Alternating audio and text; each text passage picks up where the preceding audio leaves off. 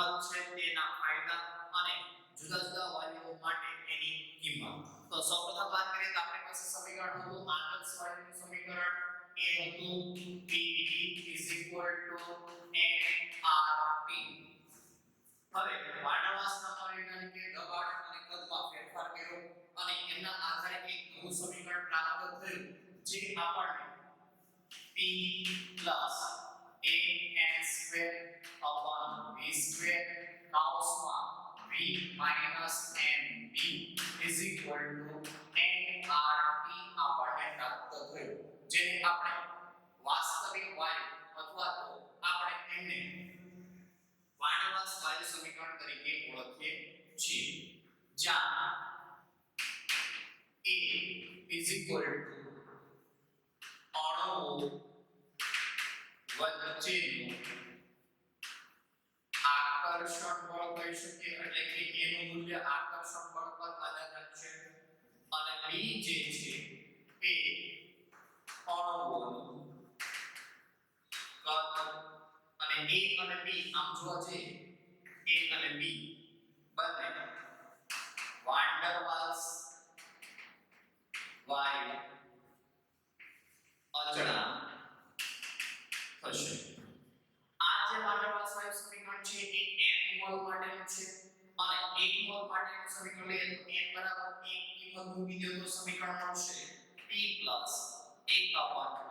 1/v². V minus E is equal to RT. તો આ જે સમીકરણ થયું એ થઈ ગયું 1 મોલ વાયુ માટે, વાસ્તવિક વાયુ માટે વાર્ણાવાસ વાયુ સમીકરણ.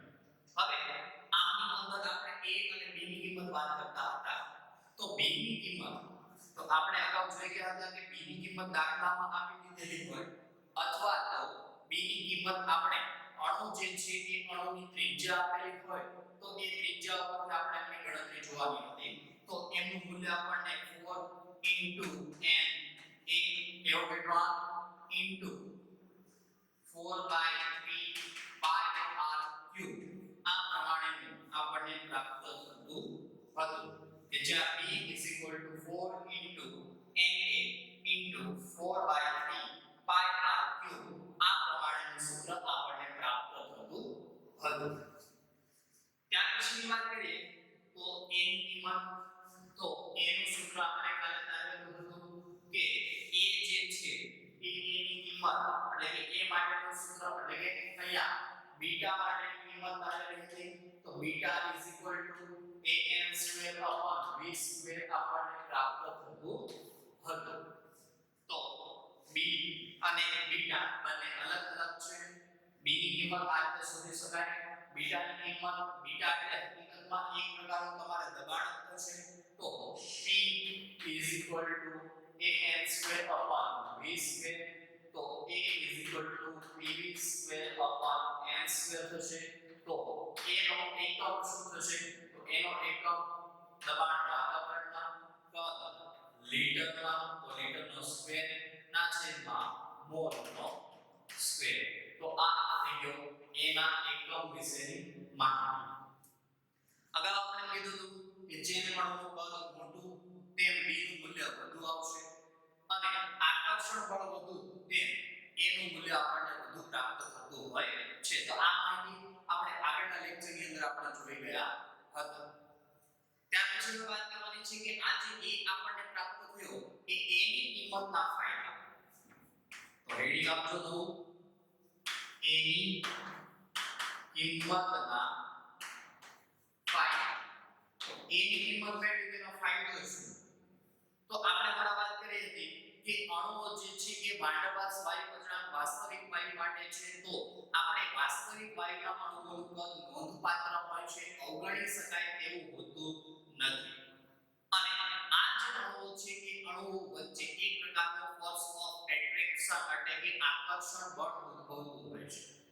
હવે સ્વાભાવિક છે આપણી પાસે વાયુ રહેલો છે, તો આ વાયુના જ્યારે દબાણમાં હું વધારો કરું તો એ દબાણમાં વધારો થવાના કારણે અણુઓ વચ્ચેનું આકર્ષણ બળ, એટલે કે અંતર પહેલા વાત કરીએ તો પહેલા છૂટાછવાયા હતા, હવે અહીંયા બે અણુઓ છૂટાછવાયા હતા અને એને દબાણ આપો, દબાણમાં વધારો કરો તો અણુઓ એકબીજાની નજીક નજીક આવશે.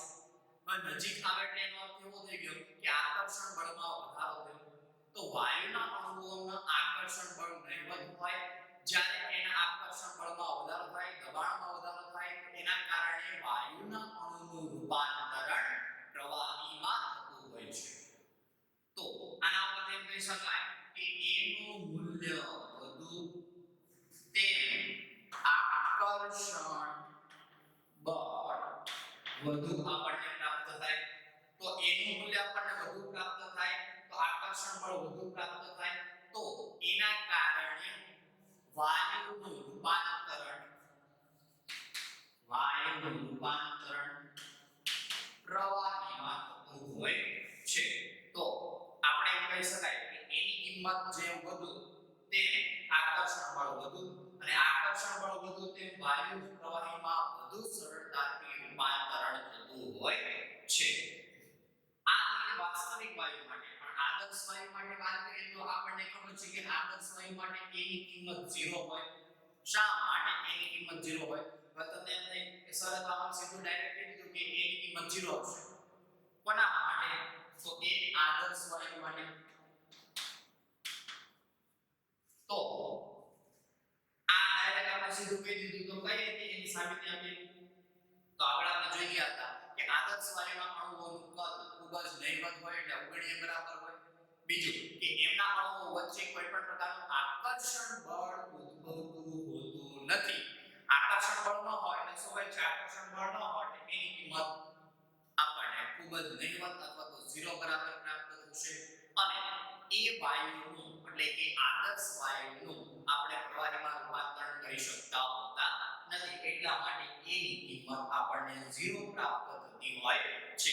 અગાઉ આપણે કીધું હતું કે પિસ્ટનની અંદર એક પાત્ર છે, પાત્રની અંદર આપણે વાયુ ભરેલો છે. પિસ્ટન ઉપર બાહ્ય દબાણ લાગુ પાડવામાં આવે તો એ પિસ્ટન અમુક કદ સુધી દબાશે, પછી દબાશે નહીં, કારણ કે પછી અણુઓનું કદ આવી જતું હોવાના કારણે હવે દબાઈ શકતો હોતો નથી. પણ જો એની જગ્યાએ આપણે આદર્શ વાયુ લઈએ તો આદર્શ વાયુના અણુઓનું કદ અવગણ્ય બરાબર હોય, તો એ સમય દરમિયાન પિસ્ટન અને પાત્રની સપાટી બંને એક થઈ જશે, એકબીજાને ઝઘડાઈ જશે.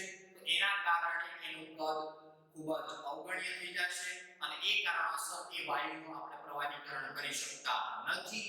એટલા માટે a 0 કોના માટે? તો આદર્શ વાયુ માટે. તો એની કિંમતના ફાયદાની અંદર વાત કરીએ, એની કિંમત જેમ વધુ તેમ આકર્ષણ બળ વધુ, અને આકર્ષણ બળ વધુ એટલે વાયુના અણુઓ ખૂબ જ ઝડપથી એકબીજાની નજીક આવશે, અને નજીક આવતા આંતરાણવીય આકર્ષણ બળ વધે, આંતરાણવીય અંતર ઘટે, અને એ કારણોસર વાયુનું રૂપાંતરણ પ્રવાહીમાં થતું હોય છે. તો આના પરથી કહી શકાય કે એની કિંમત જેમ વધુ તેમ વાયુનું વધુ સરળતાથી આપણે પ્રવાહીમાં રૂપાંતરણ કરી શકીએ છીએ. તો પહેલા આટલું જે છે એ લખી દો. આ તો બધી વિગત આપણે આગળ જોઈ ગયા હતા. આટલી વિગત લખી દો, ત્યાર પછી આપણે આગળ વધીએ.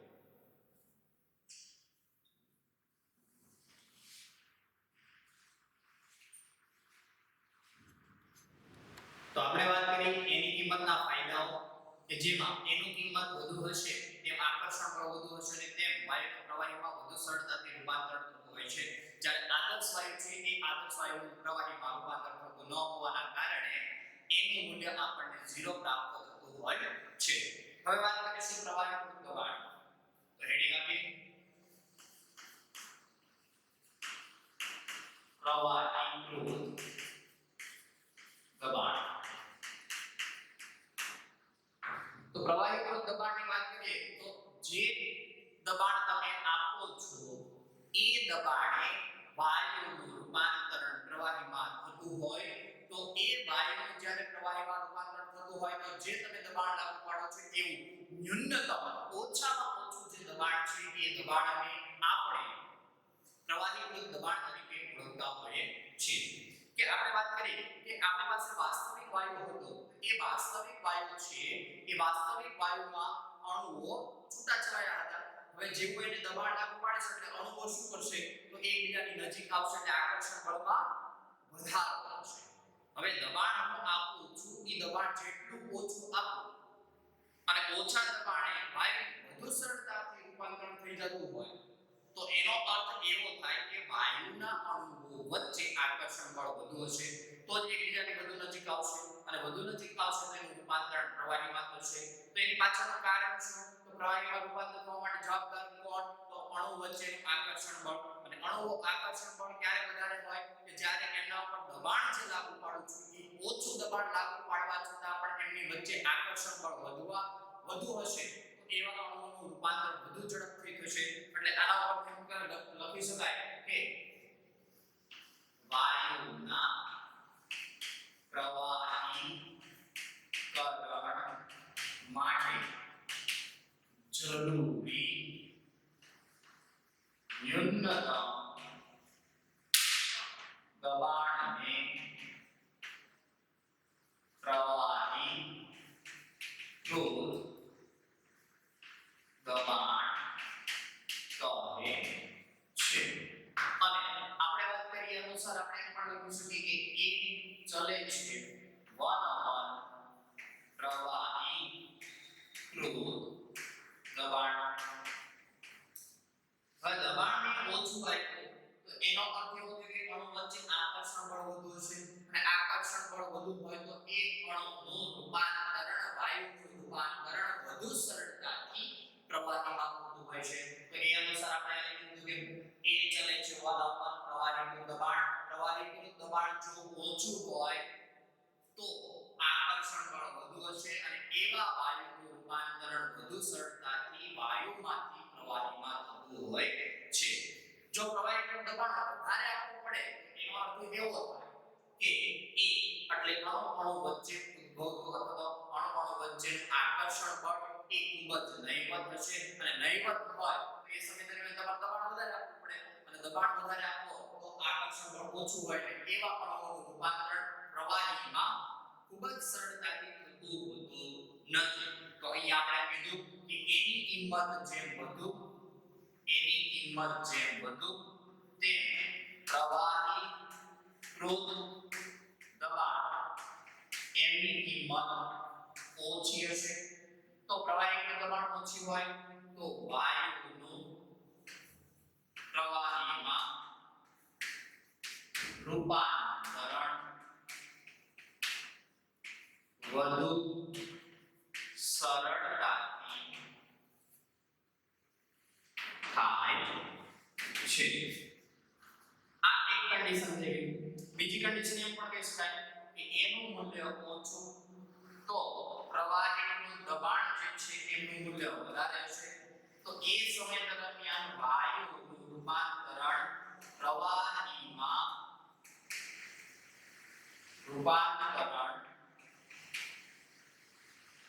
વધુ સરળતાથી થાય નહીં તો આ બાબત ખાસ ધ્યાન રાખવી કે એનું મૂલ્ય જે વધુ તેમ પ્રવાહીનું દબાણ ઓછું હશે તેમ વાયુ વધુ સરળતાથી પ્રવાહીમાં રૂપાંતરણ પામશે એનું મૂલ્ય ઓછું હશે તો પ્રવાહીનું દબાણ વધારે હશે પ્રવાહીનું દબાણ વધારે આપવું પડે એટલે અણુ વચ્ચે આકર્ષણ બળ નહીવત હશે તેના કારણે વાયુનું પ્રવાહીમાં રૂપાંતરણ વધુ સરળતાથી આપણે કરી શકતા હોતા નથી તો આ તે પ્રવાહીનું દબાણ વિશેની માહિતી ત્યાર પછી આપણે હવે જોઈશું જુદા પ્રકારના વાયુ માટે એની કિંમત કે જુદા પ્રકારના વાયુઓ હોય તો એ જુદા પ્રકારના વાયુઓ માટે એની કિંમત આપણે કઈ રીતે શોધી શકીએ તો એના વિશેની માહિતી તો સૌપ્રથમ એવું કહેવાય છે કે આપણી પાસે જે પણ કઈ વાયુઓ હશે એ વાયુ બે પ્રકારના હોય છે એક ધ્રુવીય હોય અને બીજું અધ્રુવીય હોય તો ધ્રુવીય એટલે શું અને અધ્રુવીય એટલે શું એના વિશેની પહેલા તો આપણી પાસે માહિતી હોવી જોઈએ તો સૌપ્રથમ વાત કરી દઉં કે મારી પાસે F2 Cl2 Br2 મીથેન આવા વાયુઓ રહેલા છે તો આ જે વાયુઓ છે એ વાયુઓ અધ્રુવીય છે જ્યારે SO2 SO3 ત્યાર પછી એમોનિયા તો આ જે વાયુઓ છે CO2 છે તો આ જે વાયુઓ છે એ વાયુઓ ધ્રુવીય વાયુઓ છે. તો અધ્રુવીય અને ધ્રુવીય કેવી રીતે? તો ધોરણ 10 ની અંદર આપણે જોઈ ગયા કે તત્વોનો અલગીકરણ એટલે કે આવર્ત કોષ્ટક પર આધારિત એક આપણે ચેપ્ટર ભણેલા હતા. એમની અંદર પરમાણુ ત્રિજ્યા, આયનીકરણ, એન્થાલ્પી, ઇલેક્ટ્રોન પ્રાપ્તિ, એન્થાલ્પી, ઉપરાંત વિદ્યુત ઊર્જા આવા મુદ્દાઓની આપણે ચર્ચા કરેલી હતી. તો એ જે બાબત છે એમાં સૌથી અગત્યનો ટોપિક છે આપણા માટે વિદ્યુત ઊર્જા. તો અહીંયા ફ્લોરીન પરમાણુ જે છે એ ફ્લોરીન બે સમાન પરમાણુ છે. તો આ બંને ફ્લોરીન પરમાણુ એક એક ઇલેક્ટ્રોનની ભાગીદારી કરી અને બંને વચ્ચે એક બંધ બનાવતા હોય છે. તો આ ફ્લોરીન પરમાણુ છે વિદ્યુત ઊર્જાનો અર્થ શું થાય કે આ બંધમાંના સળિયા એટલે ભાગીદારી પામેલા ઇલેક્ટ્રોનને પોતાના તરફ આકર્ષવાની ક્ષમતા કે જેને આપણે વિદ્યુત ઊર્જા કહીએ છીએ. આપણે આમ તો 11મા ધોરણની અંદર આના પછીનું જે ચેપ્ટર છે એની અંદર એની ચર્ચા તો કરવાના જ છીએ, પણ અહીંયા હું તમને સ્પેસિફાઈડ કરી દઉં કે ધ્રુવીય કોને કહેવાય અને અધ્રુવીય કોને કહેવાય. તો ફ્લોરીન બંને પરમાણુ સમાન છે. તો બંને પરમાણુ સમાન હોય તો આ બંધમાંના ઇલેક્ટ્રોન ભાગીદારી પામેલા એક એક ઇલેક્ટ્રોન છે. તો એ ઇલેક્ટ્રોનને પોતાના તરફ આકર્ષવાની ક્ષમતા કે જેને આપણે વિદ્યુત ઊર્જા તરીકે ઓળખતા હોઈએ છીએ. તો આની અંદર વાત કરીએ તો અહીંયા બંને પરમાણુ સમાન હોવાના કારણે બંનેની વિદ્યુત ઊર્જા સમાન છે. તો આ બે ઇલેક્ટ્રોન પૈકી એક ઇલેક્ટ્રોન આ ફ્લોરીન પરમાણુ લઈ જશે અને બીજો ઇલેક્ટ્રોન આ ફ્લોરીન પરમાણુ લઈ જશે. હવે આ ફ્લોરીન પરમાણુ એકબીજા તરફ લઈ જતા હોવાના કારણે આ ફ્લોરીન ઉપર એક ઇલેક્ટ્રોન આવી જશે જે મુક્ત મૂલકનું નિર્માણ કરતા હોય. મુક્ત મૂલકનું નિર્માણ કરતા હોય છે. ત્યાર પછી બીજું ઉદાહરણ આપો. આની અંદર વાત કરીએ CO2 તો કાર્બન, ઓક્સિજન આ રીતે આપણને મોટા ભાગે CO2 નો અણુ જોવા મળતો હોય છે. તો CO2 નો જે અણુ છે એ CO2 ના અણુમાં ઓક્સિજનની બાહ્ય કક્ષામાં 6 ઇલેક્ટ્રોન પૈકી 4 ઇલેક્ટ્રોન બંધ બનાવવામાં ભાગ લેતા હોતા નથી. જ્યારે અહીંયા 2 ઇલેક્ટ્રોન આ કાર્બનના ઇલેક્ટ્રોન સાથે બંધ બનાવવામાં ભાગ લેતા હોય છે. તો કાર્બનની બાહ્ય કક્ષામાં 4 ઇલેક્ટ્રોન હોય છે, મેં ક્રોસ વડે દર્શાવેલા છે.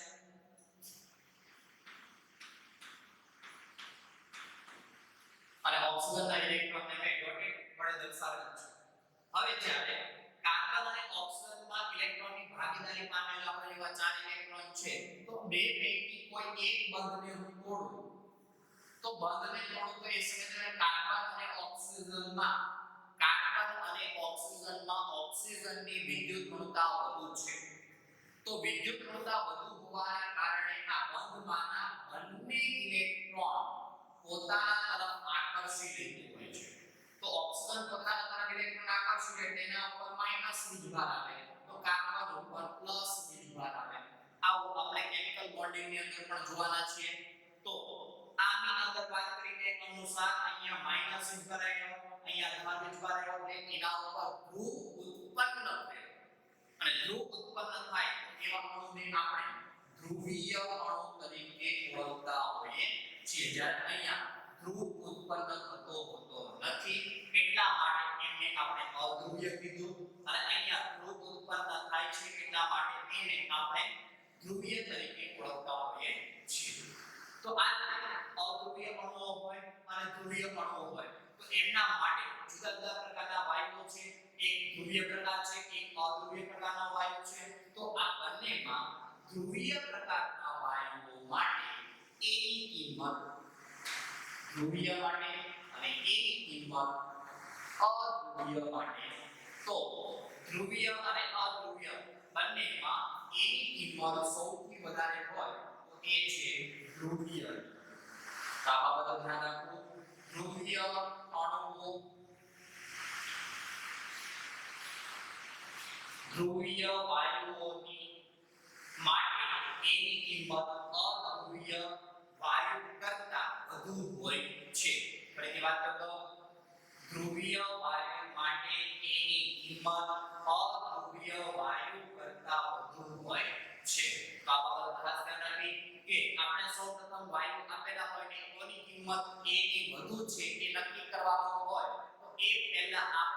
કરવાનું રહેશે કે તમને જે વાયુ આપેલા છે એ ધ્રુવીય છે કે અધ્રુવીય, અને એ ધ્રુવીય હોય તો એમના માટે A નું મૂલ્ય વધુ હશે, જ્યારે અધ્રુવીય હશે તો એમના માટેનું મૂલ્ય A નું મૂલ્ય ઓછું આપણને પ્રાપ્ત થતું હોય છે. તો આ બાબત ખાસ ધ્યાન રાખવી. પહેલા તમારે નક્કી કરવાનું રહેશે ધ્રુવીય છે કે અધ્રુવીય.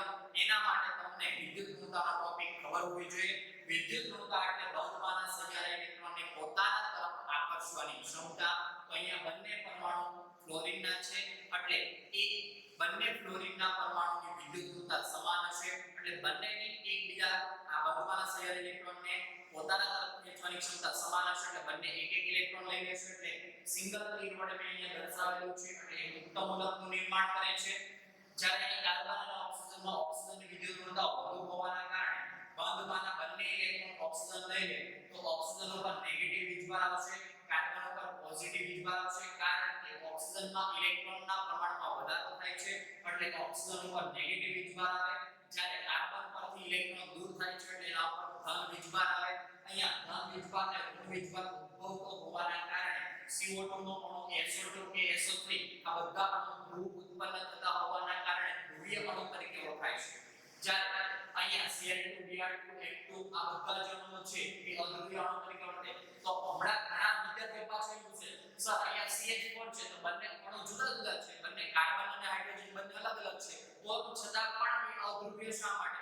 તો એમાં વાત કરતો કે કાર્બન અને હાઇડ્રોજન એ બંનેની જે વિદ્યુત ઋણતા છે એ બંનેના મૂલ્ય નિયર ઇક્વલ ટુ આપણને પ્રાપ્ત થતા હોવાના કારણે આ જે અણુ છે એ અધ્રુવીય અણુ તરીકે બનતો હોય છે. આના વિશેની ડિટેલમાં ચર્ચા આપણે કેમિકલ બોન્ડિંગ નામના ચેપ્ટરની અંદર પણ કરવાની છે. તો પહેલા આ પહેલો મુદ્દો યાદ રાખવાનો કે પહેલા ચેક કરી લેવાનો ધ્રુવીય છે કે અધ્રુવીય. ધ્રુવીય હોય એનું મૂલ્ય વધુ, અધ્રુવીયનું એનું મૂલ્ય ઓછું. તો પહેલા લખી દો. હજી પણ આમાં 2 થી 3 પોઈન્ટ છે એની કિંમત નક્કી કરવા માટેના એ જોઈશું. પહેલા લખી દો.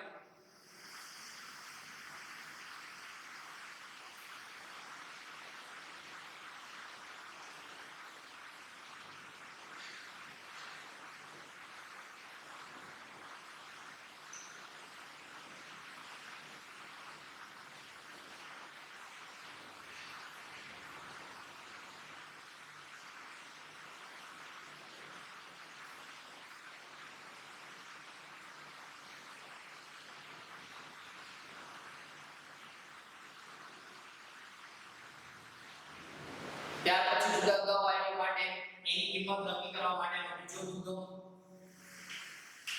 તો બીજા મુદ્દામાં એવું કહેવાય કે આપણે સૌપ્રથમ પહેલા જ્યારે પણ તમને એની કિંમત પૂછે એટલે પહેલા તો તમારે ચેક કરવાનું નિયમ અનુસાર પહેલો કે ધ્રુવીય છે કે અધ્રુવીય.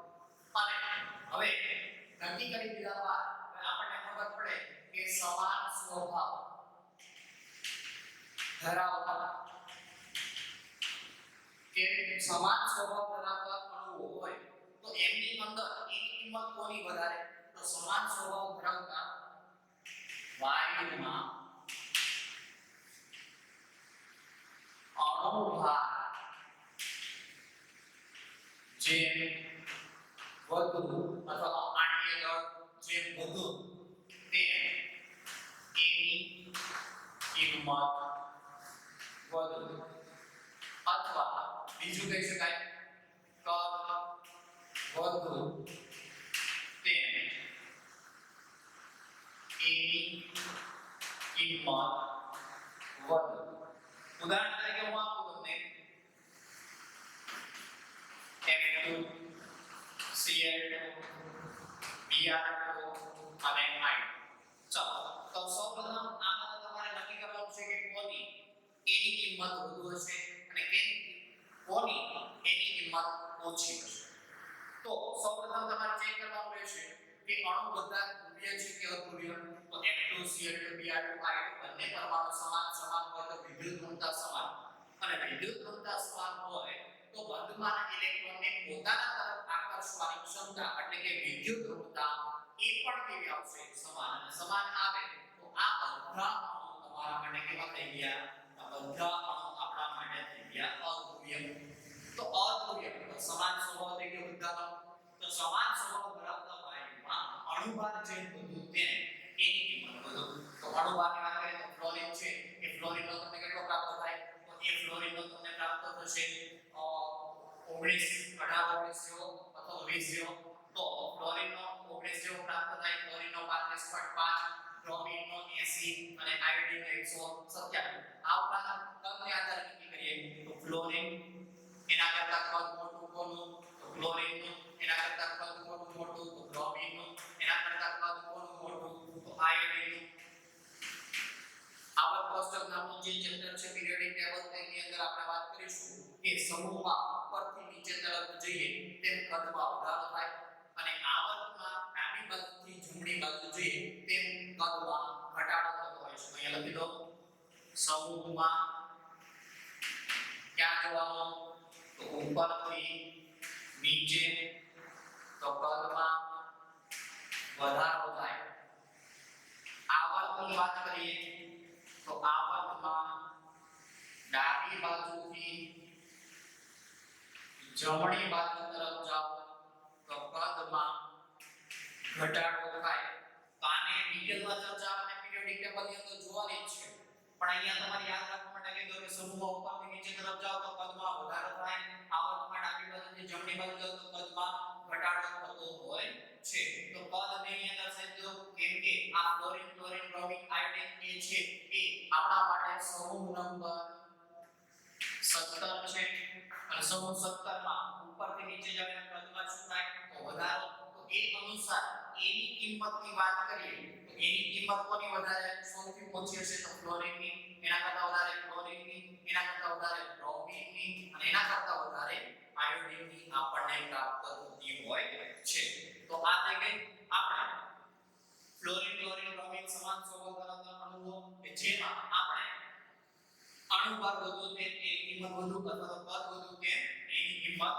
વધુ બીજું ઉદાહરણ આપું તમને તો મારી પાસે એક અણુ O2 નો છે અને બીજો અણુ N2 નો છે તો કોની કિંમત એની વધુ હશે તો O2 ની વાત કરીએ તો આ O2 આપણા માટે સમૂહ નંબર 16 થઈ જશે અને આ સમૂહ નંબર 15 થઈ જશે તો સમૂહ 15 અને સમૂહ 16 તો આવર્તમાં ડાબી બાજુથી જમણી બાજુ જોઈએ તો કદમાં શું થાય ઘટાડો તો કદની વાત કરીએ તો O2 અને N2 માં કદ નાનું કોનું હશે તો O2 નું કદ નાનું હશે હવે જેનું કદ નાનું તો એના માટે અને આમ પણ અણુભાર ગણો તો અણુભાર તો આનો કેટલો 32 આનો કેટલો 28 તો આ બાબત ખાસ ધ્યાન રાખજો કે O2 થી N2 તરફ તમે જાઓ તો એ સમય દરમિયાન O2 અને N2 માં એક અપવાદ જોવા મળે છે અને એ અપવાદના કારણે અહીંયા કદ જે છે એ તમને O2 નું વધારે આવે છે અને N2 નું ઓછું આવે છે એક અપવાદ છે અને આ અપવાદ હોવાના કારણે ખાસ ધ્યાન રાખજો કારણ કે પીરિયોડિક ટેબલ નામનું ચેપ્ટર ભણશો એમાં કેટલાક અપવાદો છે અને એક અપવાદ અનુસાર સમૂહ 16 અને સમૂહ 15 ના કદની વાત કરીએ તો O2 નું કદ મોટું આવશે જ્યારે N2 નું કદ નાનું આવશે અણુભારની વાત કરીએ તો O2 નો 32 N2 નો 28 તો આ અનુસાર એની કિંમત O2 ની વધુ આવશે જ્યારે N2 ની ઓછી આપણને પ્રાપ્ત થતી હોય છે તો આ બાબત ખાસ ધ્યાન રાખો અપવાદ તરીકે છે એટલા માટે મેં અહીંયા ઉદાહરણ તમને લખીને આપેલું છે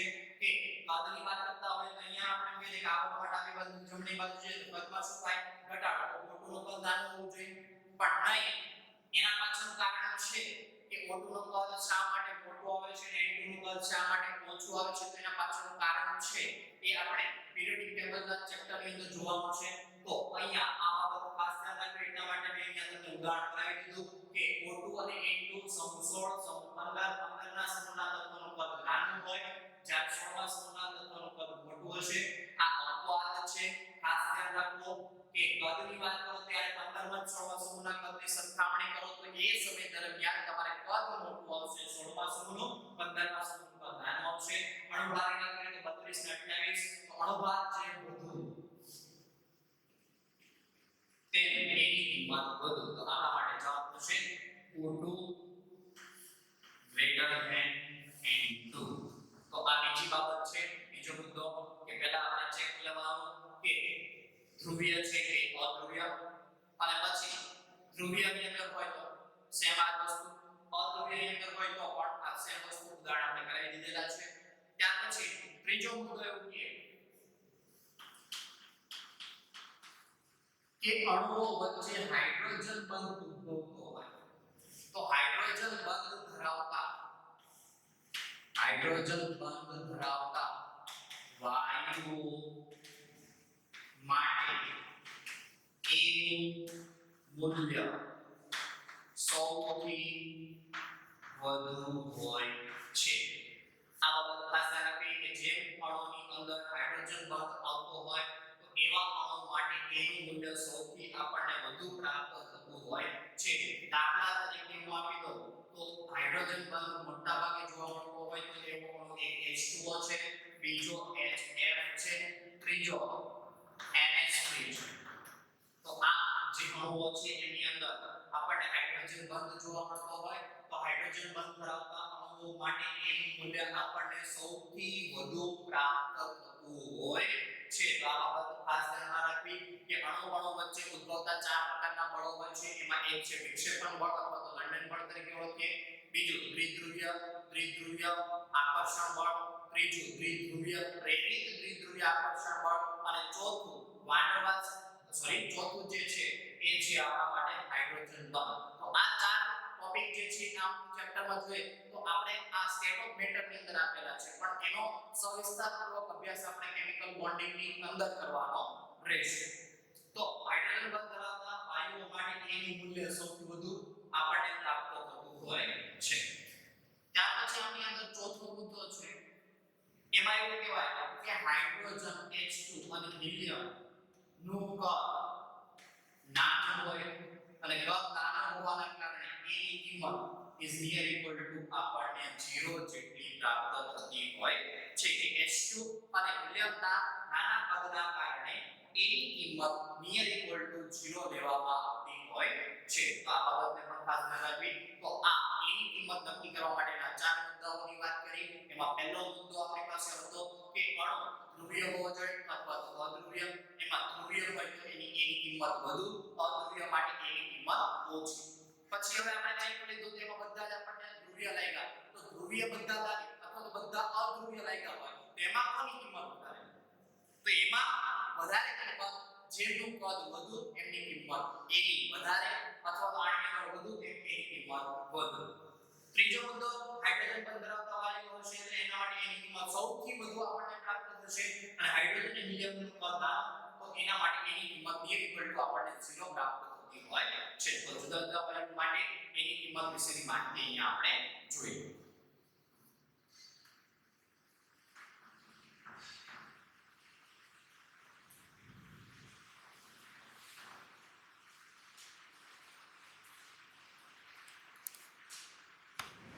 ત્યાર પછી વાત કરીશું વાંડરવાલ્સ વાયુ સમીકરણ પરથી જે લગ્નીય અવયવની કિંમત.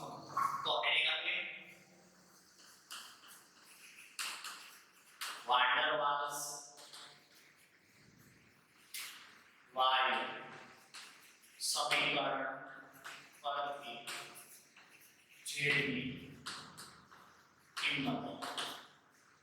તો વાંડરવાલ્સ વાયુ પરથી જેની કિંમતોની વાત કરીએ પહેલા વાંડરવાલ્સ વાયુ સમીકરણ લખી દઈએ કે v plus a n square upon v square v minus nb is equal to nRT. આ n મોલ માટે વાયુ સમીકરણ છે. આપણે વાત કરીશું 1 મોલ વાયુ માટે 1 upon v square v minus b is equal to RT. તો આ જે સમીકરણ છે એ સમીકરણની વાત કરીએ તો સ્ટાન્ડર્ડ ટેમ્પરેચર અને પ્રેશર દબાણ કેટલું હોય?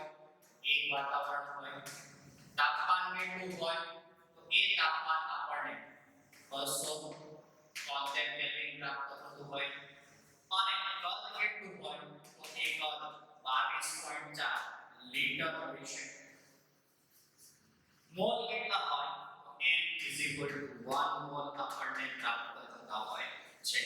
તો આપણી પાસે આ એક પરિસ્થિતિ હોય સ્ટાન્ડર્ડ ટેમ્પરેચર એન્ડ પ્રેશર. તો આ સ્ટાન્ડર્ડ ટેમ્પરેચર એબ્સોલ્યુટ પ્રેશર એ શું આપણી પાસે જે વાયુ રહેલો હશે એ વાયુ આદર્શ હશે કે વાસ્તવિક હશે એટલે એના માટે z ની કિંમત શું હશે પહેલી વાત તો આપણે આગળ આલેખ જોઈ ગયા હતા એ આલેખની અંદર કંઈક આ રીતે આલેખ હતો આપણી પાસે કે z વિરુદ્ધ p નો આલેખ એમાં અહીંયા એક હાઇડ્રોજન અને હિલિયમ વાયુ માટે કોઈ પણ દબાણે આ રીતનું મૂલ્ય પ્રાપ્ત થતું હતું અને બીજો વક્ર આ રીતે આપણને પ્રાપ્ત થતો હતો તો તમે અહીંયા ધ્યાન આપશો તો ખ્યાલ આવશે કે આ જે છે એ z 1 મૂલ્ય પ્રાપ્ત થતું હતું તો z નું મૂલ્ય 1 ક્યાં દબાણે પ્રાપ્ત થયું તો અહીંયા જોશો તો શરૂઆત ક્યાંથી થઈ તો અહીંયા દબાણ કેટલું હતું તો અહીંયા દબાણ શું એક વાતાવરણ હતું ત્યારે z ની કિંમત તમને 1 મળી તો નહીં તો z ની કિંમત દબાણ તમારું એક વાતાવરણ હશે ત્યારે z ની કિંમત તમને 1 પ્રાપ્ત થશે નહીં એટલે z is not equal to 1 પ્રાપ્ત થશે એટલા માટે કહી શકાય કે આ વાયુ આઈડિયલ ગેસ હશે નહીં એટલે કે નોન આઈડિયલ હશે એટલે કે વાસ્તવિક વાયુ આપણને પ્રાપ્ત થતો હોય છે તો STP યાદ રાખજો વાતાવરણ દબાણ 1 હોય તાપમાન 273 કેલ્વિન હોય તો એ સમય દરમિયાન આપણને હંમેશા z is not equal to 1 એટલે કે આમાં z કાં તો ધન વિચલન જોવા મળે કાં તો ઋણ વિચલન જોવા મળે અને વાયુ આપણને વાસ્તવિક વાયુ પ્રાપ્ત થતો હોય છે આ બાબતનું ખાસ ધ્યાન રાખવું અને કયા દબાણે આપણને તો ખાસ ધ્યાન રાખજો બીજી પરિસ્થિતિ કે દબાણ જે છે is near equal to 0 હોય અને તમારું તાપમાન ઓરડાનું તાપમાન એટલે કે 25 Celsius is equal to 298 kelvin હોય તો આ જે પરિસ્થિતિ છે is near equal to 0 હોય દબાણ is near equal to 0 તો z ની કિંમત તમને 1 આજુબાજુની જોવા મળે અને z ની કિંમત 1 આજુબાજુની જોવા મળે તો એ તમારો વાયુ આદર્શ વાયુ તરીકે વર્તતો હોય છે તો આ બાબત ખાસ ધ્યાન રાખવી કે આ પરિસ્થિતિ હોય ત્યારે હંમેશા વાયુ તમારો વાસ્તવિક વાયુ હશે આદર્શ વાયુ તરીકે વર્તશે નહીં z વિરુદ્ધ p નો આલેખ આપણે અગાઉ જોઈ ગયા હતા કે z ની કિંમત 1 હોય તો z ની કિંમત 1 અહીંયાથી મળી હતી તો એ વાયુ કોઈ પણ હોય તો કોઈ પણ વાયુ માટે અહીંયા જોશો તો ખ્યાલ આવશે કે z ની કિંમત અહીંયા 1 હતી તો એ સમય દરમિયાન આપણને દબાણ કેટલું મળ્યું તો નિયર ઇક્વલ ટુ 0 તો આદર્શ વાયુ છે જો નિયર ઇક્વલ ટુ 0 નહીં હોય તો એક વાતાવરણ જેટલું હોય તો એ સમય દરમિયાન તમારો વાયુ વાસ્તવિક વાયુ તરીકે વર્તતો હોય છે આ બાબતને ખાસ ધ્યાનમાં લેવાની રહેશે ત્યાર પછી વાત કરીએ તો આ જે આપણે માહિતી જોઈ વાયરલેસ વાયુ સમીકરણ એમાં બે બાબતમાં ફેરફાર કર્યો એક તો દબાણમાં અને એક તો કદમાં તો આપણે જે પણ કે વાત કરીશું એમાં પહેલા તો આપણે ખબર જ છે કે વાસ્તવિક વાયુ કોને કહેવાય તો આપણે અગાઉ જોઈ ગયા તે અનુસાર કન્ડિશન કીધી હતી કે નીચું દબાણ હોય અને ઊંચું તાપમાન હોય નીચું દબાણ અને ઊંચું તાપમાન હોય આવી પરિસ્થિતિમાં PV NRT આ જે સમીકરણ છે એ સમીકરણનું પાલન જે પણ કે વાયુ કરતો હોય એ વાયુને વાસ્તવિક વાયુ તરીકે આપણે ઓળખતા હોઈએ છીએ તો આ પરિસ્થિતિને ધ્યાનમાં રાખીને આપણે પહેલી કન્ડિશન આની અંદર લાગુ પાડીશું કે નીચું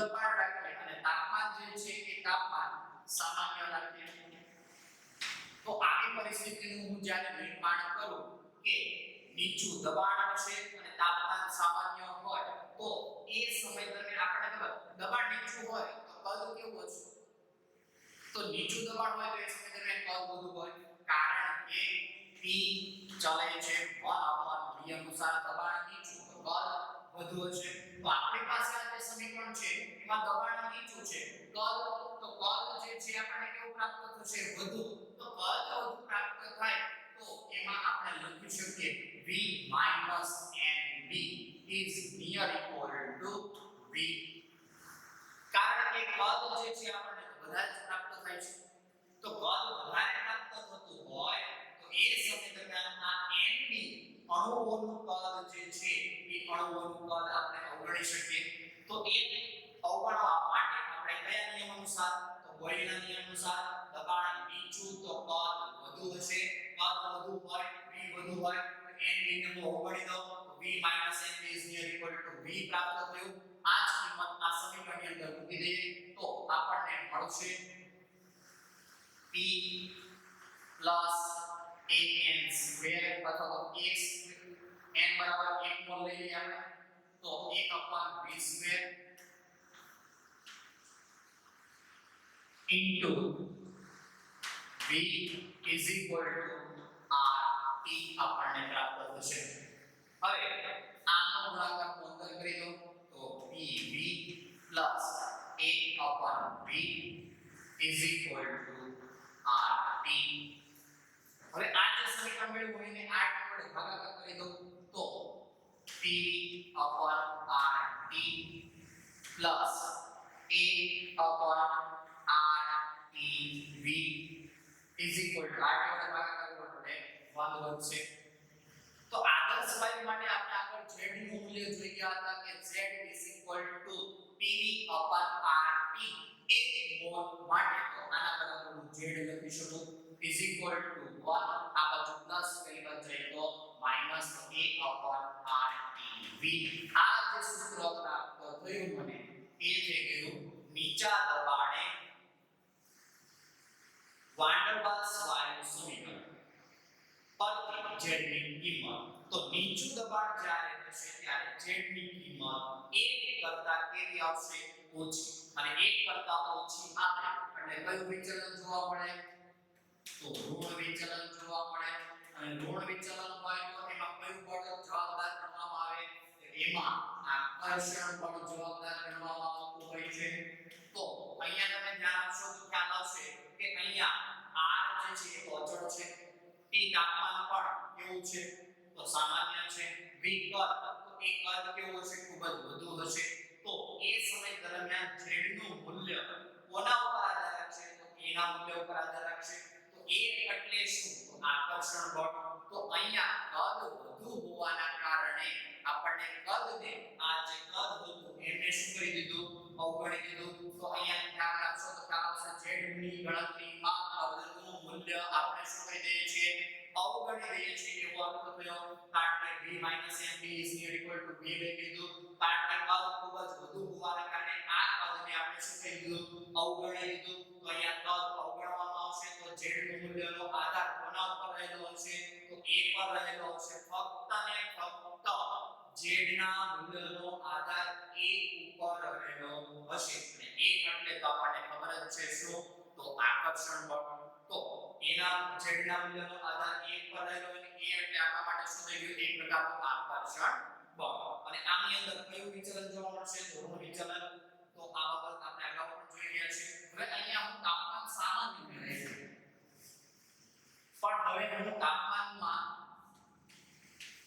ઇન્ફિનિટી કરતો એટલે કે અનંત જેટલો વધારો કરતો તો આ તો 1/t છે 1/t is near equal to કેટલું થઈ જશે તો 0 થઈ જશે 1/t is equal to 0 થઈ ગયું તો z is equal to તો શું થઈ ગયું તો 1 z is equal to 1 થઈ ગયું તો આનો અર્થ શું થયો તો આ વાયુ હવે આપણા માટે કેવી પરિસ્થિતિ થઈ ગઈ આદર્શ વાયુ પરિસ્થિતિ થઈ ગઈ તો સામાન્ય તાપમાન હશે તો z ની કિંમત 1 કરતા ઓછી આવશે ઋણ વિચલન હશે એના માટે જવાબદાર આકર્ષણ બળ ગણવામાં આવશે અહીં કદને અવગણવામાં આવે છે એ બાબત ખાસ ધ્યાન રાખીને લખી દો કદને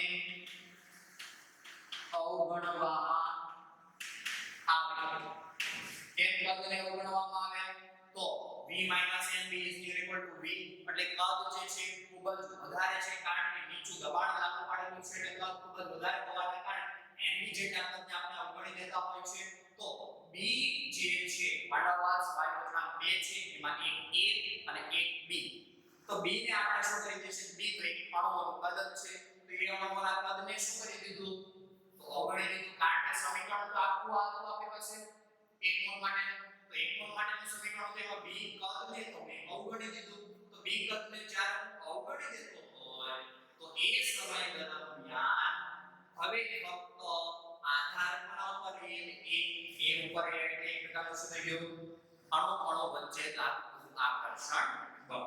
તો આ થઈ નીચા દબાણ પરિસ્થિતિ જેના કિંમતની ગણતરી. તો પહેલા લખી દો, ત્યાર પછી ઊંચું દબાણ, તાપમાન અને એમના વિશેની માહિતી જોવાની છે.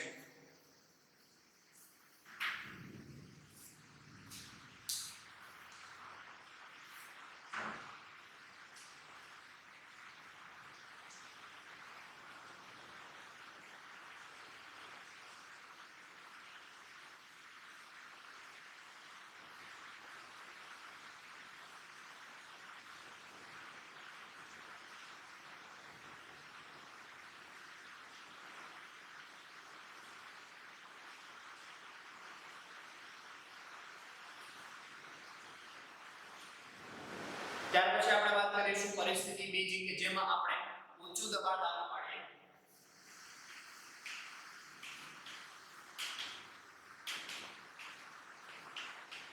અને ઊંચું દબાણ લાગુ પાડતા હોય તો તાપમાન જે છે એ આપણે મોટાભાગે સામાન્ય પર રાખીશું આની અંદર. તો હવે આપણી પાસે જે સમીકરણ હતું એમાં ઊંચું દબાણ લાગુ પાડીએ તો P A / V².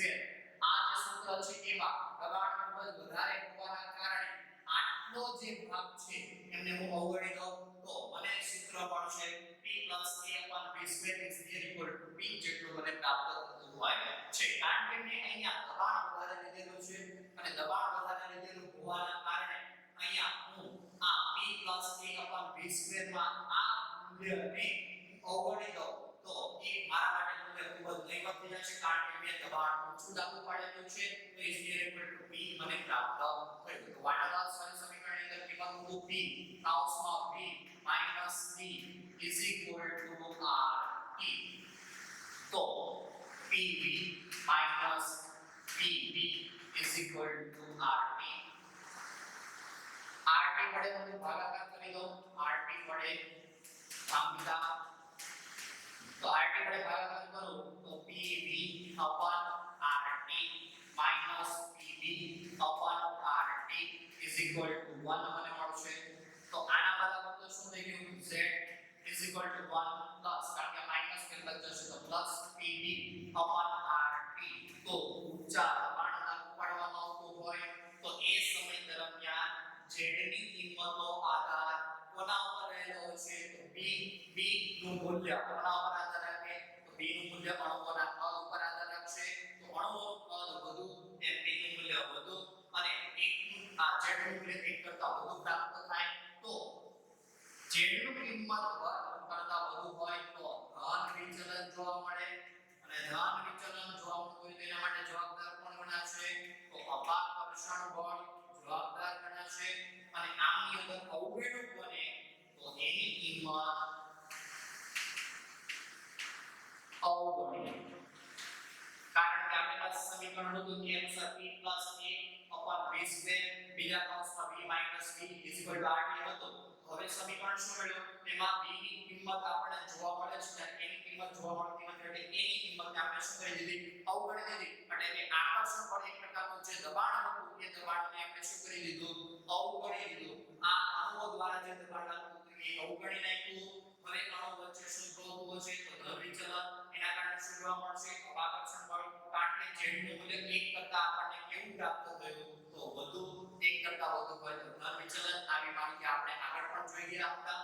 તો આ થઈ ગયું ઊંચા દબાણ અને સામાન્ય તાપમાન લાગુ પાડેલું હોય ત્યાંની પરિસ્થિતિ. પણ જો આની અંદર T હવે હું ઇન્ફિનિટી સુધી લઈ જાઉં કારણ કે T છેદમાં છે તો 1/T = શું થશે? 0. તો Z = 1 પ્રાપ્ત થશે અને Z = 1 પ્રાપ્ત થાય ત્યારે આપણી પરિસ્થિતિ કેવી જશે? આઈડિયલ. તો આ પરિસ્થિતિ આઈડિયલ પરિસ્થિતિ આઈડિયલ આદર્શ વાયુ પરિસ્થિતિનું નિર્માણ થયું. તો ઊંચા દબાણ સામાન્ય તાપમાન હોય તો Z ની કિંમત 1 કરતા વધુ મળે, ધન વિચલન થાય, અણુ વચ્ચે અપાકર્ષણ બળ ઉદ્ભવતું હોય એની કિંમત અહીં આપણે અવગણવામાં આવેલી છે.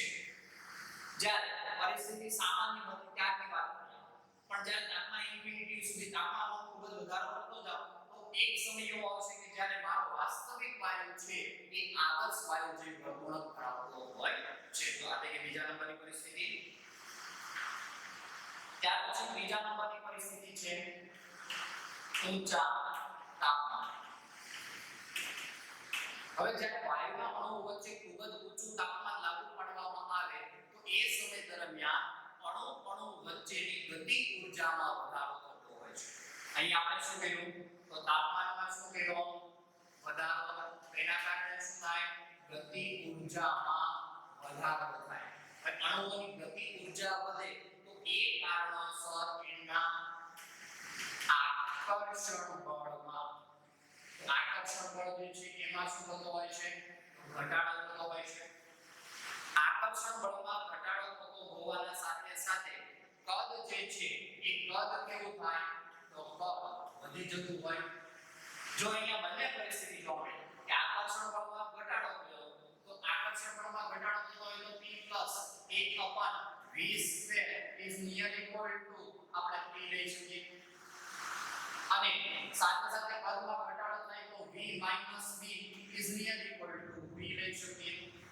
તો આવી પરિસ્થિતિ ખૂબ જ ઊંચું તાપમાન હોય એ સમય દરમિયાન આપણને સમીકરણ મળશે PV = nRT અને આ વાયુ આપણા માટે હવે થઈ જાય છે આઇડિયલ ગેસ અથવા તો આદર્શ વાયુ પરિસ્થિતિનું નિર્માણ થતો હોય છે. તો આપણે હમણાં વાત કરી અનુસાર એમ પણ કહી શકાય ખૂબ જ ઊંચું તાપમાન હશે તો ગતિ ઊર્જા વધુ હશે એ સમય દરમિયાન એના આકર્ષણ બળમાં ઘટાડો થતો હોય છે કારણ કે અણુઓ એકબીજા ખૂબ જ દૂર જતા હોય છે એના કારણે આકર્ષણ બળ ઘટી જાય. કદમાં શું થાય તો અણુઓ એકબીજાથી દૂર જાય એટલે કદમાં શું થવાનો વધારો. તો આ બંને નિયર ઇક્વલ ટુ આપણને P મળશે આ નિયર ઇક્વલ ટુ V મળશે તો PV = nRT સમીકરણ મળ્યું જે આપણે આદર્શ વાયુ સમીકરણ અનુસાર પ્રાપ્ત થયું. ત્યાર પછી ત્રીજી પરિસ્થિતિ જોયા બાદ હવે વાત કરીશું ચોથી પરિસ્થિતિ અને ચોથી પરિસ્થિતિ છે કે H2 અને હિલિયમ વાયુ માટે.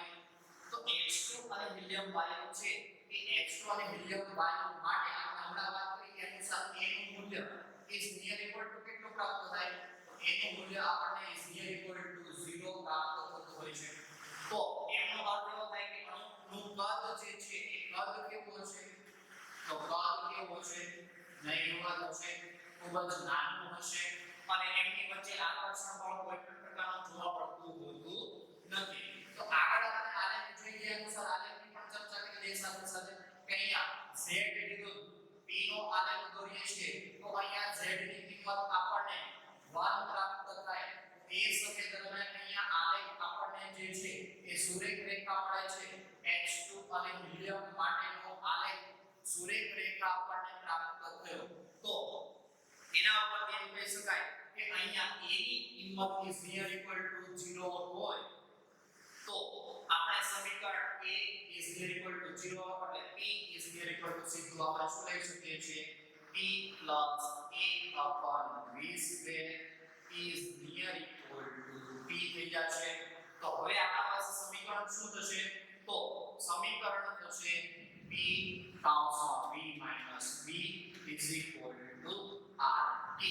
તો આ પ્રમાણેનું સમીકરણ થયું. તો એનો અર્થ થયો z ની કિંમત 1 + PV/RT આપણને પ્રાપ્ત થશે PV/RT. તો z ની કિંમત PV/RT પ્રાપ્ત થઈ એટલે એનો અર્થ એવો થઈ ગયો કે આ ભાર વિચલન દર્શાવશે એટલે અણુઓ વચ્ચે શું થતું હશે તો આકર્ષણ. તો એ સમય દરમિયાન z ની કિંમત હંમેશા 1 કરતા વધારે આવે એટલે જો અહીંયા z ની કિંમત 1 હતી આદર્શ વાયુ માટે એના કરતા આલેખ જો ઉપર જાય સીધી રેખા એટલે એનું મૂલ્ય 1 કરતા વધારે જ મળે છે. તેની સાબિતી અહીંયા થઈ કારણ a is near equal to 0 a is near equal to 0 એટલે p is near equal to p અને એના ઉપરથી આપણે આ જ પરિસ્થિતિનું નિર્માણ થઈ ગયું. તો z ની કિંમત 1 કરતા વધુ હોય એટલે આનો આલેખ સીધી રેખા મળશે અને હંમેશા વાસ્તવિક વાયુ તરીકે વધશે. આદર્શ વાયુ પરિસ્થિતિ એની અંદર જોવા મળશે નહીં. તો આ જે હાઇડ્રોજન અને હિલિયમ માટેનો આલેખ સીધી રેખા મળે છે અને એનું મૂલ્ય 0 કરતા 1 કરતા વધારે મળે છે. એના પાછળનું કારણ જ્યારે બાકીના જે વાયુઓ છે એ વાયુઓ માટે આ રીતનો વક્રવાળો આલેખ આપણને જોવા મળતો હતો. તો એના પાછળનું રીઝન અહીંયા સાબિતી સહિત આપણે હવે આપી દીધેલું છે. તો આજના લેક્ચરની અંદર આપણે વાત કરી કે આપણે જે વાસ્તવિક વાયુ સમીકરણ છે વાંડરવાલ્સ વાયુ સમીકરણ એમાં a ની કિંમત કઈ રીતે શોધી શકીએ એના વિશેની માહિતી.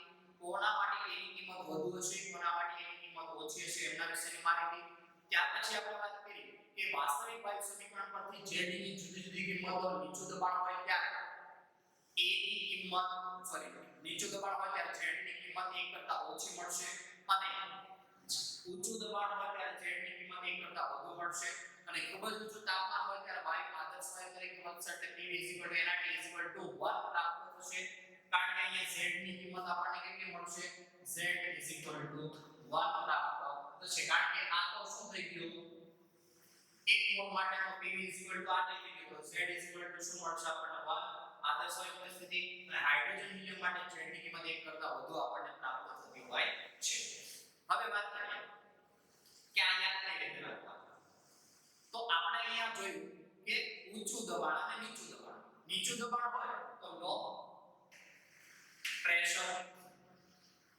અને લો પ્રેશર નું જે સૂત્ર હતું એમની અંદર કોની ગણતરી થતી હતી તો A ની ગણતરી આવતી હતી જ્યારે B ની ગણતરીને શું કરતા હતા અવગણતા હતા અને હાઈ પ્રેશર હોય તો એ સમય દરમિયાન B ની ગણતરી આવે પણ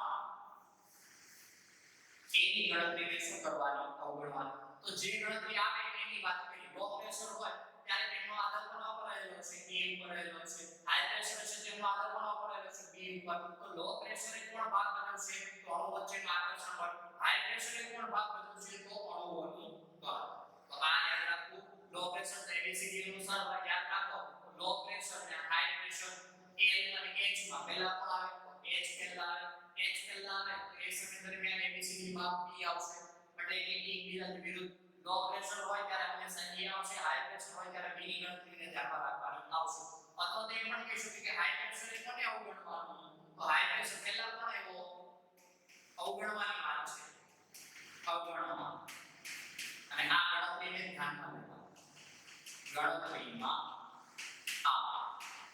કોની તો Z ની ગણતરીમાં અને Z ની ગણતરીમાં અવગણવાના કોને તો અહીંયા હાઈ પ્રેશર હોય અને બીજું કોણ હોય લો પ્રેશર તો હાઈ પ્રેશર અવગણ્યું કોને તો હાઈ પ્રેશર અવગણ્યું કોને તો આપણે એને અવગણી દીધો લો પ્રેશર અવગણ્યું કોને તો B ને તો આ રીતે પણ તમે યાદ રાખી શકો કે Z ની ગણતરીમાં કોણ આવે કોણ ન આવે એ બાબત વિશેની માહિતી ખાસ ધ્યાન રાખવી ગણતરીમાં લેવાનું લો પ્રેશર એને ગણતરીમાં લેવાનું હાઈ પ્રેશર B ની ગણતરીમાં લેવાનું અવગણવાની વાત જ્યારે હોય તો એ સમય દરમિયાન હાઈ પ્રેશર એને અવગણવાનું અને લો પ્રેશર B ને અવગણવાનું રહેશે ABCD અનુસાર યાદ રાખો કે પહેલા કોણ આવે H આવે તો ABCD માં પહેલા કોણ આવે A તો H હાઈ પ્રેશર હોય ત્યારે એને અવગણવાનો અને લો પ્રેશર હોય ત્યારે B ને અવગણવાનો રહેશે તો આ લેક્ચર ની અંદર આપણે Z ના મૂલ્ય વિશેની વાત કરી એ વાસ્તવિક વાયુ સમીકરણ પરથી તો આજનો લેક્ચર આપણે અહીંયા પૂરો કરીએ કે કલાક લખી દો